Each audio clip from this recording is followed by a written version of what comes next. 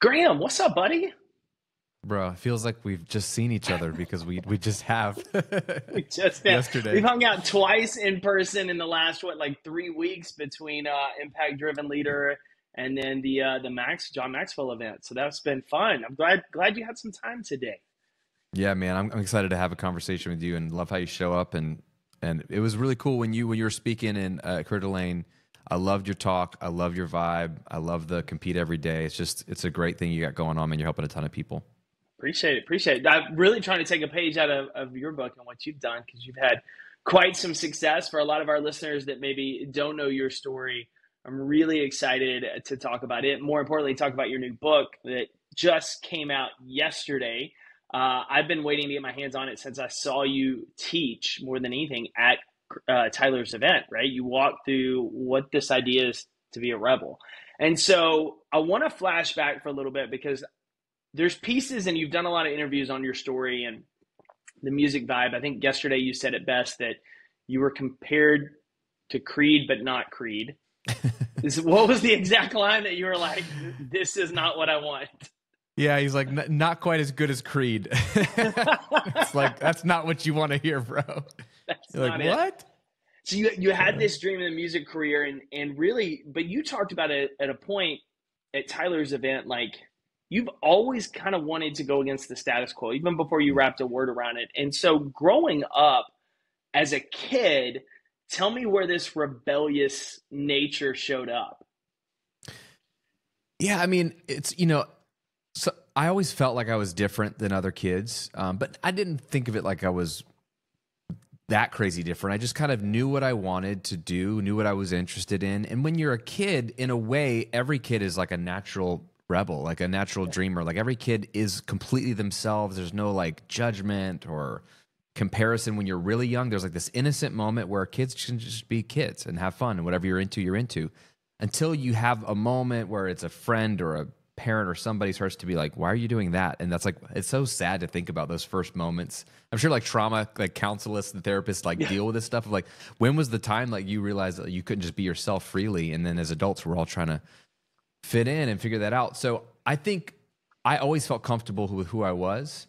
But when like it got to the point where you're in high school and you're like, hey, you got to start making some decisions about your future. And people were like, hey, where are you going to college? And I'm like, why would I go to college? I'm going to be a rock star. Like, you don't need to go to college to pursue to be Creed, to be not as good as Creed. You don't, like you just keep gigging and you keep writing songs. And when people were like, oh no, so you're serious about trying to be a musician? Like, yeah, you can't do that, bro. Like that's not safe. You got to get a good college degree so you can get a good job. And it's like when I started to realize like, and my friends even, bro, my friends were musicians and we all were in bands together until one day they're like, yeah, I'm going to probably go to law school or I'm going to be in, financial services. I'm like, law school, like investment banker. What are you talking? You've never talked about liking that kind of stuff. You've always said we would do music. And I realized I was one of the few people still holding out for the thing I love to do.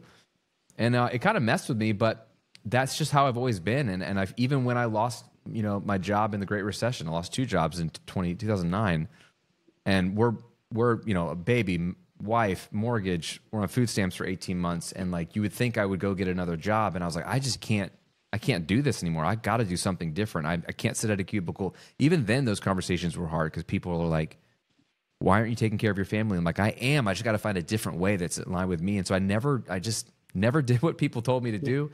And that's where the name comes from. John Gordon. I was spending time with him and he was the one that said, bro, you don't do what people tell you to do. You're a rebel.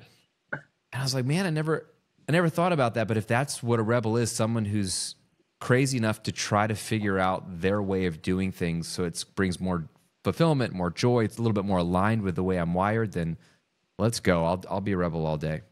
So two things you said there, I want to go back to a little bit, and then we'll fast forward and dive into the book. The first, you talked about the idea of where y'all were struggling, right? You lost the two jobs in recession, and you've shared really intimately about that decision of going on food stamps, and you were like, I don't want to do this. This isn't, essentially you were like, this is not what I want to do.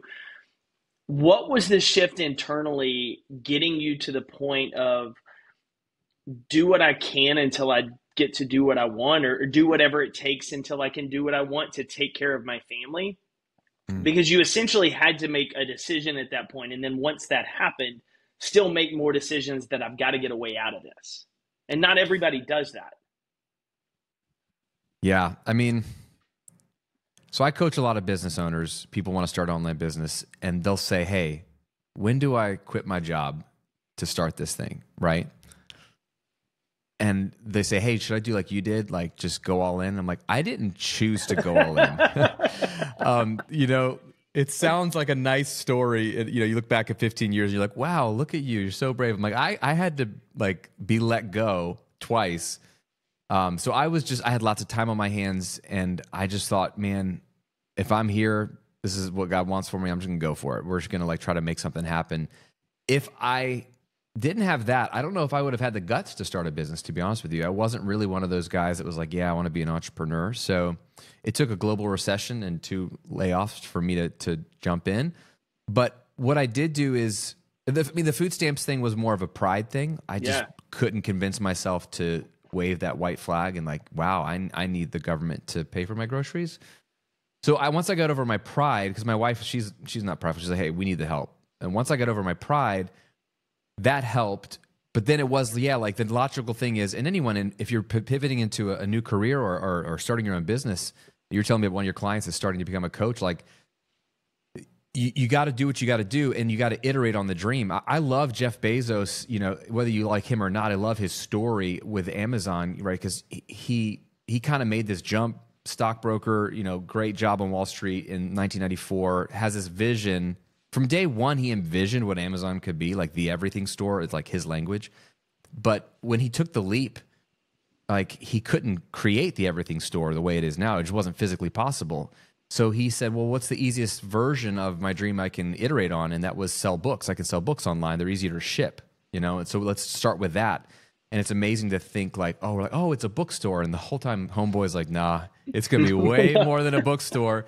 It might take 30 years for you guys to see this, but like, and so that's instructive to me of like, wow, start with where you are. You know, like there's a great line in the book of Exodus with Moses where God's the burning bush moment. And he's like, bro, you're going to go set the people free. And Moses is like, I can't do this. I'm not a leader. I don't have eloquent speech. How am I supposed to like convince Pharaoh to let these slaves go? And God says this powerful line, like, what's in your hand?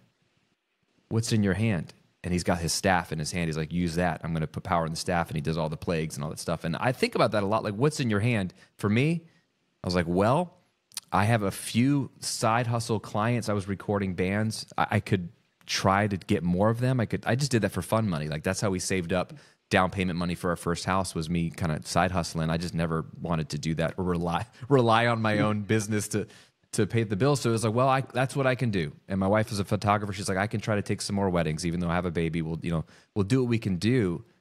But you just iterate. And I think there's something, if you have a bias towards action, which is really what I love about your brand and getting to know you, is like a bias towards consistency and action. And you were telling me in the hotel Starbucks line yesterday in Orlando about like, yeah, I work out, 6-7 times a week. Like, and if I can just go, and even if 3 of the workouts suck, but 3 of them are good this week, like that tells me like, yeah, like it makes sense why Jake is successful and why he's going to continue to elevate, because he has a bias towards action. And I don't know the future, and I don't have I didn't know what business I was building. There was no blueprint for this in 2009, 2010 to do like courses and communities and coaching online, even though some people were doing it. But I started where I was, what's in your hand, and you learn a lot when you do that. It's painful, but I'm so glad I took a bias towards action. Otherwise, if I waited till I felt comfortable, which is what Default Graham would have done, I never would have started a business. Well, there's a couple of things I love that you said there, as well as like when pride gets in the way of us, right? And Mm-hmm. I went through a similar story of like when I switched into this path that we're on now of speaking and coaching, like it literally almost sank the apparel business. Like we had credit card companies calling me and I can't pay the bills because I'm trying to get team members paid. And like, it was awful. And we laughed that there's a moment my wife comes in to the kitchen and I'm breaking down because I'm like feeling full failure, right? And she thinks I have testicular cancer. Like that's our joke now, is she literally comes in, she's like, you have ball cancer? I was like, no, I don't have ball cancer. Like I can't pay this bill. And she's like, you'll figure it out. But I remember going through there, and then I end up doing a consulting project for like 8 months with the team. And I remember like my pride eating me alive the first part Mm. of it, of like, I feel like such a failure because I'm having to do this to Wow. keep a dream alive. And eventually I switched to the point of like, do what you have to do until you can do what you want to do. And so that really became this thing that was like a trial by fire of like, I'm going to show up and bust it here, and I'm going to use the funds to pay off the debt and pay off those people.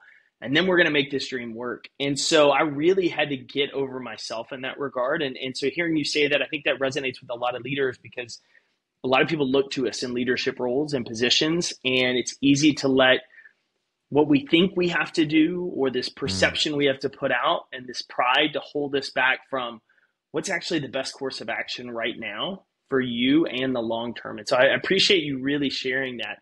The other piece of this that we've hit on a handful of times on the show, and I always love to touch on, and you talked about this yesterday actually in Orlando, is this identity crisis. Like, Mm. I went through a depression period in college when football was over and really walking away from it, but I didn't know what it was. It was just a loss of identity. And one of the guys at Tyler's event talked about like, I'm selling my business and I haven't been able to get out of bed for like 2 weeks, and I don't know what's wrong with me. And now I'm realizing Wow. like all of my identity is there. So when you went through this identity shift and crisis in your life, I know that's a huge part of your book and the work you do, but talk to me a little bit about navigating that journey, or at least either reprogramming your identity or diversifying it to what more it is now. Yeah, man. You know what's fascinating about identity crises? They can happen when things are going bad, and they can happen when things are going well. So, for example, my first identity crisis was when my rock star dream died, and I was, shopping this album out that I put together in college to all these labels, and the answer was no, no, no, you're not as good as Creed, or whatever the joke was, right? Nothing original here, and it's like when I realized in that moment, like, oh, dude, this isn't happening. Like, no one's gonna give me an advance. No one really believes in it. I was really embarrassed because I thought I was good enough to at least get some deal going. But also, like, what am I going to do? Like, I'm 22. This is all I've ever like worked on. This is what I'm good at. Like, I went to college just to pretend to be in college. I played it, I was in recording studios. Like, I got a degree just to hang out in recording studios, and because my parents made me go to school. Like, so what am I going to do? That was like a sad identity crisis. And I didn't handle that one very well. I was good at being responsible, so I took care of my wife. I got jobs I hated, but I was so unfulfilled, so bitter, frustrated, like, man, why can't I do what I feel like I'm meant to do? So I just started to settle and create like a narrative around my mindset was I have to make my narrative make sense of my circumstances. So if I didn't get my dream, I'm going to live in a world in which no one gets their dream, and that's what I'm going to choose to believe, so I can just feel a little bit better about myself. And that's what I did for 4 years. So let's fast forward though, like total transformation. I somehow stumble across this idea of digital entrepreneurship, and I have this business, the Recording Revolution. I'm helping musicians. It's the most successful thing I've ever done in my life. Like, we're doing 7 figures. It's taking me 5 hours a week to run. I'm the largest YouTube channel in this little weird niche. Like, it's not that impressive, but you got like 600,000 people subscribing and people loving it. And I'm like, this is the greatest thing I've ever done. And after 7 years, I'm getting bored. And I'm like, whoa, I'm bored. And then I was like, no, you're not bored, Graham. You love this. This is what you're good at. Like, you're successful. You have a great lifestyle. Your family's happy. Like, you can't be bored. And I can try to convince myself that I wasn't bored with it. And then I had this like split personality of like, but I think I really want to help people with business. Like, I want to help people start this kind of business model that has set me free. And that would be fun and fulfilling.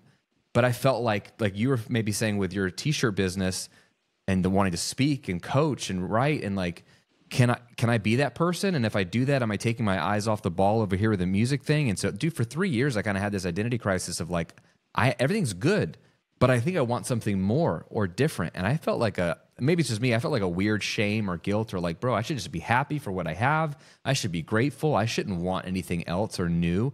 And it really messed with me that I was shifting away from this music, because music was my life, both trying to be a musician, and then I was known as the music audio guy on YouTube. And now I'm, in my early 30s, and I'm like, I don't think I like music as much as I once did.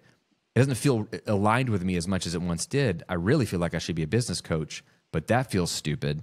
And so I had another identity crisis right then and there, even though things were going great. But I had to choose to either listen to where my heart was going of like, I think you want something different, a new adventure, or just play it safe, which would have been a fine choice. Like it was working fine, but I probably would have been unfulfilled in a different way, even though I wasn't floating and unemployed and broke, and I was successful but unfulfilled because just I had changed. How did you start to reprogram how you talk to yourself about yourself going through this successful transition? I don't know about you, Jake, but I've always struggled with being multi-talented, multi-interested, multi-gifted. I never looked at that as a gift. I looked at it as a curse. I wanted to be great at one thing. So if it was music for me, like I want to be the Michael Jordan of music. I just want to be great at music. I want to do the 10,000 Everybody tells hours. you don't be a jack of all trades. A jack of all trades, master of none. That's, Yeah. And I agree with them. Like, yeah, I don't want to be pretty decent at everything. I want to be almost Creed and almost this and almost, I want to be just one thing, bro. But that's not who I am. It's so interesting. I was fighting who I am. And when it was coming up for me, I finally had to make peace with the way I'm wired, which is I have a lot of interests, a lot of giftings, which actually helps me in my season of life right now in business. Like it helps me connect with a lot of people too. But I had to actually love that part of me and say, oh, wait, this is not a liability. This is an asset. So it's okay that you're interested in something new, Graham. Doesn't mean you're necessarily going to be good at it. You might be like Michael Jordan going to play baseball. Maybe you should have stayed with basketball. Like, that was always my fear. But I was like, you can have permission to try it, bro. Like if you want to talk about business, go start a second channel and talk about business. I finally started to speak to myself in like tease that curiosity, go feed that curiosity and see what happens. Just play with it. You're not committed to anything. And so I gave myself permission to start a personal brand while I was running the music recording brand and to see what happens. And you viewed it as an outlet. I was like, don't jump yet. Just view it as an outlet and see if you like it, really, and see if other people like it. And that was good for me to give myself that freedom to just play for a little bit. And once I did that, then you can test the market and see, do people want to learn this from me? Do people want to hire me for this, et cetera? Do I have unique? I mean, if you get in any kind of coaching or content, any space, even if you're a leader and you want to create some kind of personal brand for some thought leadership, like you need to test out, do people like my points of view, my spiky points of view, my contrarian points of view? Because you want to be contrarian. You want to have your own angle, and you have to test it out and see what people like learning from you. I gave myself freedom to try that, and then the market spoke like, hey, we need someone to be talking about how to build a business while working fewer hours and like having margin for your family. Like there's a lot of bro marketers, a lot of like just hustle. 24/7, baby. That's what they think when they see compete every day, right? Absolutely. That's what they think it is. And, hustle is just a fancier, newer word for workaholism, and whatever we want to call it these days, it's the same thing. And so they liked me, and I realized, okay, there's something here. They like it. I like it. Now I'll give it some more attention. And so, yeah, it was a battle, bro. And I'm an overthinker, and I have to be very careful what I say to myself. I had to do a lot of mindset work. I hired 2 or 3 mindset coaches. I had never worked with a coach like that before, and it was very eye-opening. And this is the power of coaching. Like the power of what you do is you can be coached by someone that's never done what you've done before in a way, especially if it's mindset. It's just someone who's not you, who can like listen to you fully, see you, and say, bro, this is what I see in you, and this good and bad. Like you're saying this to yourself, but you're not seeing this gift in you. And so like I needed some of that outside of me to call it out, call me up, and to call me on my ish in terms of like, bro, do you talk to other people the way you talk to yourself? And I was like, oh man, that would suck. I would not want to be my friend if I talked to myself that way. Most all of us would fail that test. Right? The inner narrative is punishing, man. I talk about that a little bit in the book. Well, the third step of this framework in Rebel is to break the negative thoughts, habits, and patterns. And we do an inner story audit. And it is fascinating with coaching clients, like what inner stories they're telling themselves and I'm telling myself. And it's just powerful to see it on paper. But yeah, man, I got good at the business stuff without doing any mindset work until later in my business journey. And I realized, oh, I've got decades of work to do because there's a lot of ish there. And it's been freeing to work on that stuff. I love it. Thanks, man, for sharing that. Okay, so let's flash forward. Let's talk the book. Let's talk Rebel. You've got a really cool framework in the process, but let's talk about why you wrote it and who it was written for more than anything. Like, who's the person this book is like you specifically had in mind when you wrote it? This is for the person who's feels stuck in life, maybe even bored. Like is, they feel like there's something more in them. They're meant to do more, be more. Or they feel like they've been forced into a path that's not really them. And hey, you could be really successful at the path you're in. I mean, and it's not for you. Let's just say career, for example. You could be the person that's just crushing it in your career, you're high up as a leader, and you're like, I don't know though if this is what I meant to do. Or it's the person that's like, hey, I'm doing family and finances and health the way everyone else around me is doing it, and this is not working. Like I'm not good with this. And so if you've ever felt that unfulfilled, disappointed, stuck, think there's something more, this book is for you. And the premise is pretty simple. I think that the disappointments and frustrations in life, largely, there's a lot of them that are out of our control. There's nothing we can do about them. So why talk about it? I mean, we can acknowledge it, but there's nothing we can do about them. But largely, a lot of the stuff is in our control, and that's why what you do helps so many people. But the frustrations and disappointments in life come, I think, when we're living out of alignment with the way we're designed. So this is a book about figuring out who the heck you are. How are you wired? How are you designed? Because if you can live in the way you're wired, bro, things are easier for you. More opportunities come. There's more success, satisfaction, more service to others. Like you can have bigger impact. Like things start to click. Not everything goes easy, but things start to really click when you're operating out of your design. And I joke about this in the book with my espresso machine because it just is. I always think about it every morning. I have an automatic espresso maker, and you put the beans in the top, and there's a blade that chops it up, and push a button, boop, espresso, right? And next to my espresso machine is a blender. And I think about it as if my espresso maker, which I love and think is wonderful and great because it does what it's supposed to do so well, if it were to look at that blender and say, bro, I want to make a smoothie. Yes, I'm going to make a smoothie because everybody loves smoothies and they look so delicious. And I think I could make a smoothie because I'm pretty much the same as the blender. Like we both have a hole in the top where you put food in. We both have a blade that chops it up. Like this makes too much sense. Let me make a smoothie. And it's ridiculous, right? But like that's... If we know what happens, you put the frozen banana, strawberries, protein powder, almond milk, shove it in, press the button. At best, what's going to happen is you're going to get something disgusting if anything comes out at all. But at worst, what's probably going to happen is that machine's going to break.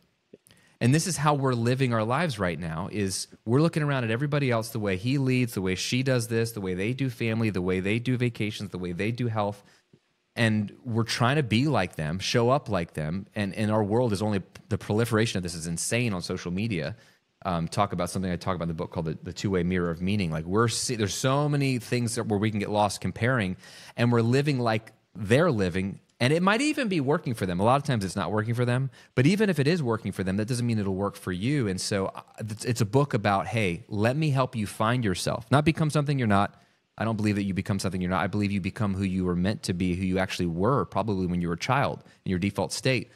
So we got to undo a lot of the layers, figure out what makes you tick, what lights you up, what fires you up.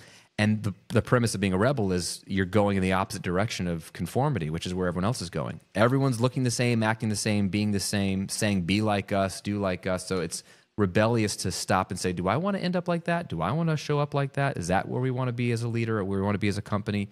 And to do something different is considered rebellious, but I think it's a courageous thing to do. And people will push back when you do it, because by virtue of it being different, they want you to be the same.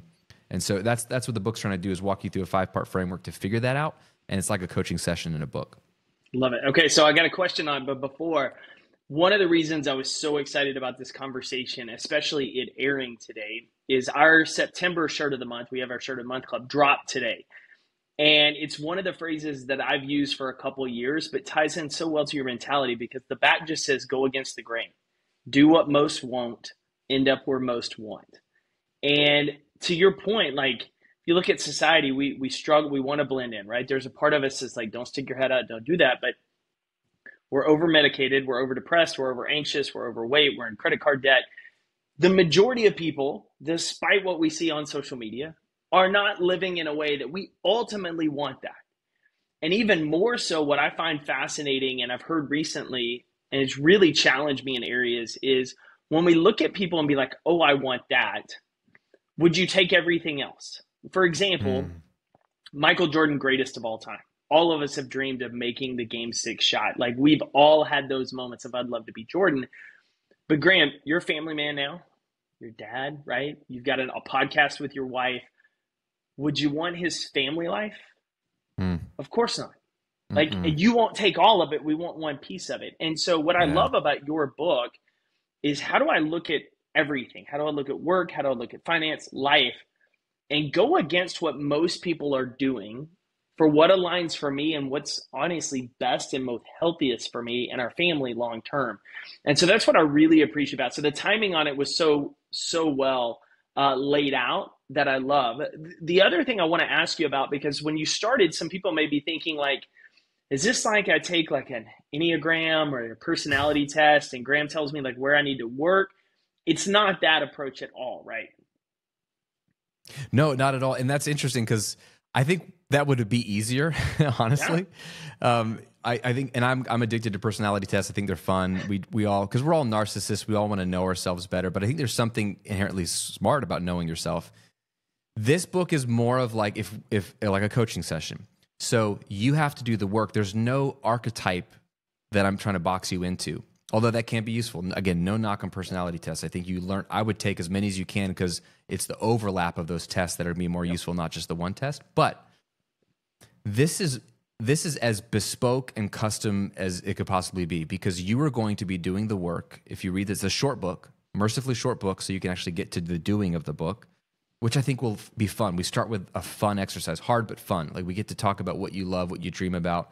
But each of the core chapters, it's 8 chapters, 5 are around the 5-part framework. Each of those 5 chapters has a core exercise or 2, but usually 1 core exercise. Treat it like a coaching session. Do 1 a day. Learn about yourself. Like, where you end up is going to be so unique to you, but what you're going to have at the end of the book is not all the answers of what you need to do with your life, but you're going to have, well, you're going to know what you dream about. You're going to have a vision for your life. You're going to know the inner story that you're telling yourself and how to defeat it, so you can listen to the still small voice of intuition inside of you. And you're going to have a clear plan to execute on your goals, to go from nice ideas to like action, which is what you're really good about. And then you're going to have a clear set of personal or family values at the end of this thing. So you're going to have all this data set on yourself to go, oh, this is kind of who I am in this season. And that might change in 3 years, but you'll know right now, snapshot, this is what I value, this is what I love, this is what I'm about, this is what I'm not about. And the whole point of that is to help you then go make decisions and pursue the life you want to pursue. And I kind of tell people, like, pick one area. Don't do all 6 core areas of life that you were outlining, right? Your family, your health, your finances, your career. Pick one you want to noodle on while you go through this book, and like be a rebel in that area. Like, is it your finances? Let's be rebellious in our finances, AKA get out of debt and have like wealth and have like margin and no stress. Like, that would be crazy because no one has that. You'd be in the minority. What about marriage? Let's like stay married. What about kids? Let's like love our kids so well that like we have friendship with them as adults for the rest of our lives. Like, what about our businesses where they're actually growing when the economy is going south? And more people want to do business with us, that we have to turn them away because we're doing things differently, not just a formulaic different. Like, I'm going to tell you the way to be different. I can't tell you the way to be different because I can't tell you who you are. But if you do the work, I think you're just going to be more empowered. And this is what I found, Jake, and is like, isn't it more freeing when people find their uniqueness? Isn't it more freeing to just leverage your uniqueness and be like, I don't have to be like Graham or Jake. I can be like me. And it's like the weight comes off, and then you can show up the way you want to show up and serve the way you want to serve and do family the way you want to do family, not because it was a cool idea you read in the book, but because you decided that's the way that works best for me and for my family.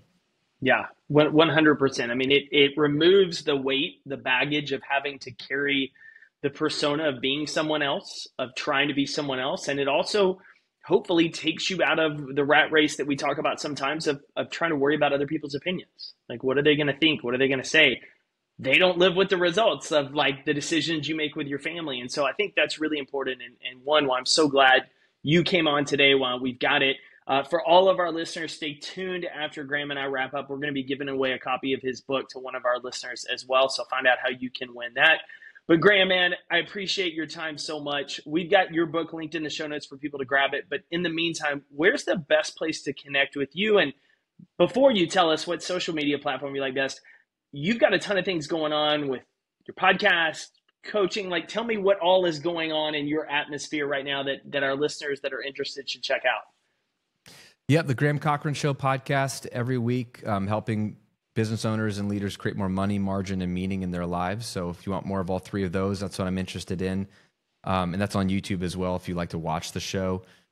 And then honestly, where I'm at right now, like I'm in a cool transition where I took some time to write this book. So I like focus more on my one-on-one private clients and the podcast, but join up on the email list there. I have a whole like, what I would say is if you want to get a little bit into my head, I have a whole free workshop on the website. It'll put you on my email list, but you don't have to buy anything.